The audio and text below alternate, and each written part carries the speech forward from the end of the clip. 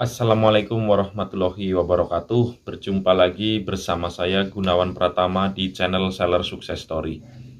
Di video kali ini saya akan membahas tentang langkah-langkah awal yang perlu disiapkan sebelum jualan di Lazada.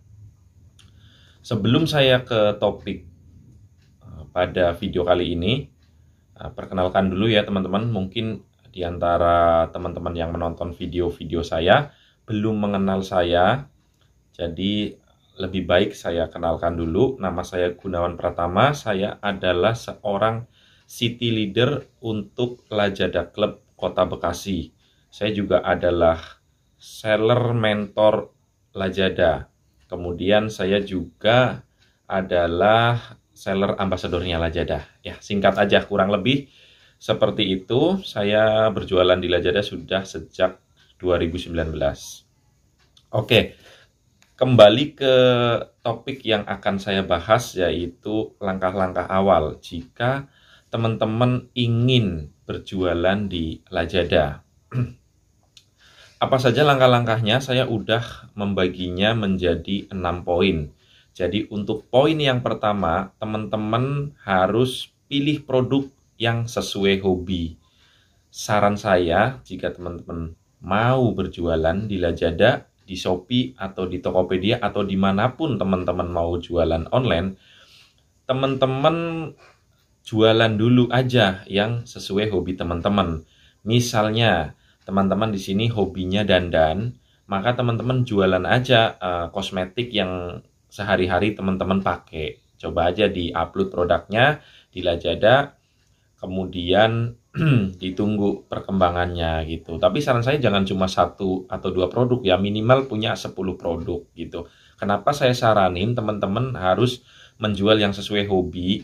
Jadi begini ya teman-teman, kalau kita jualan yang sesuai hobi, kita itu menjalaninya dengan benar-benar sungguh-sungguh gitu. Atau kita benar-benar menguasai produknya.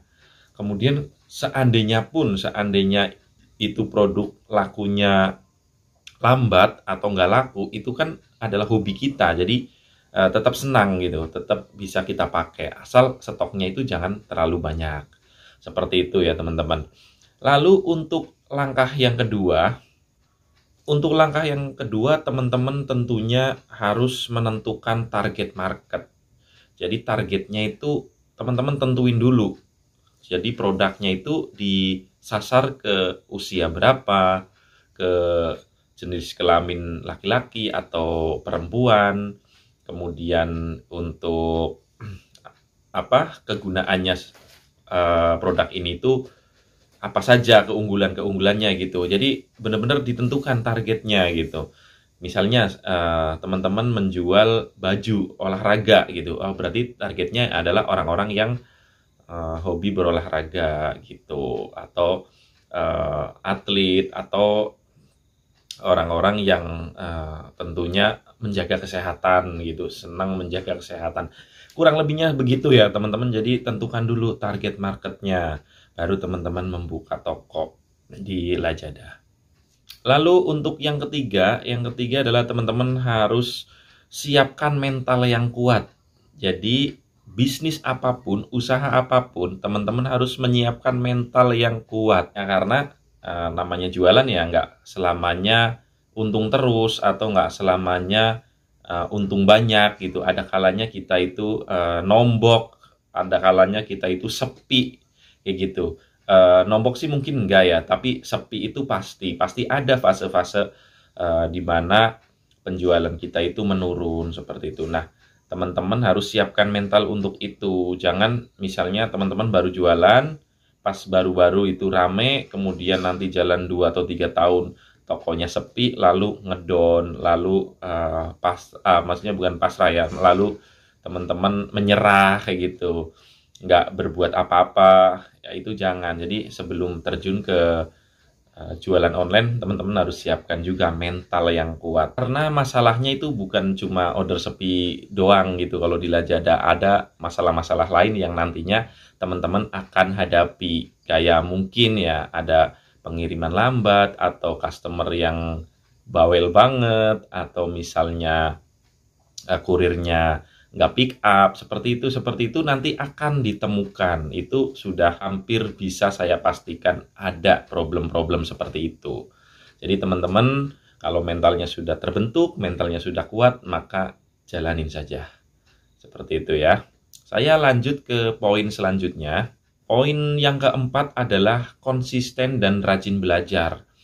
Jadi teman-teman kalau udah terjun di dunia jualan online, teman-teman wajib banget untuk konsisten dan rajin belajar. Konsisten dalam hal apa? Konsisten dalam hal cari produk baru, konsisten dalam hal membuat konten, konsisten dalam ya segala hal. Pokoknya teman-teman wajib konsisten.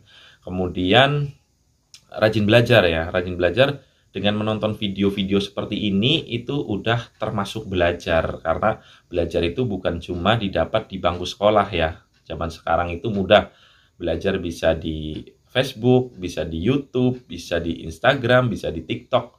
Pokoknya teman-teman rajin ngulik aja, rajin belajar untuk bisa sukses berjualan online di Lazada. Seperti itu ya teman-teman, saya lanjut ke poin yang kelima. Untuk poin yang kelima adalah jual dengan harga wajar. Kalau teman-teman sudah nemu produknya yang mau dijual, sudah tahu targetnya, sudah siap mentalnya, sudah punya konsisten dan rajin belajar, maka hal berikutnya yaitu jual dengan harga wajar. Jadi saya nggak menyaranin teman-teman begitu jualan langsung panik, karena melihat di Lazada sudah banyak yang menjual harga yang mendekati modal. Nah, di sini saya tekankan kepada teman-teman, jangan khawatir karena semua itu udah ada rezekinya sendiri. Teman-teman jual aja di harga wajar, jangan terlalu murah, jangan terlalu mahal. Pokoknya teman-teman pasti tahu produk yang akan dijual itu wajarnya berapa harganya, kayak gitu. Jangan terpengaruh dengan harga yang sudah terlanjur hancur. Karena kita jualan online itu cari margin, cari cuan, atau cari keuntungan, bukan cuma cari banyak-banyaknya order. Percuma juga kan order banyak tapi untungnya nggak ada, kayak gitu. Jadi lebih baik teman-teman jualan di harga yang wajar, kayak gitu ya teman-teman. Oke, saya lanjut ke poin yang terakhir, poin yang keenam. Yang keenam adalah mulai dari kecil dulu.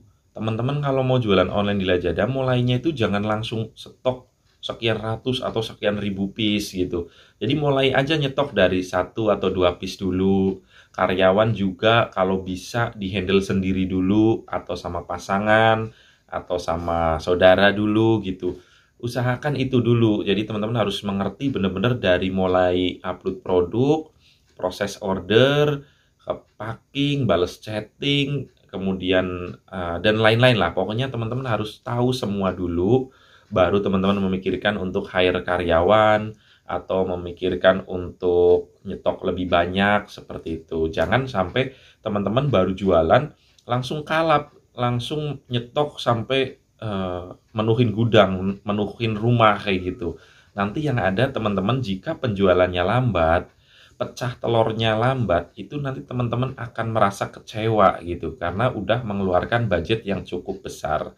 Jadi saran saya, sedikit-sedikit aja dulu, yang penting banyak varian. Satu-satu piece juga nggak apa-apa, atau 2 piece lah untuk lebih amannya. Jadi kalau misalnya udah ada penjualan satu, masih ada stok satu, teman-teman udah belanja lagi. Kayak gitu terus ya teman-teman.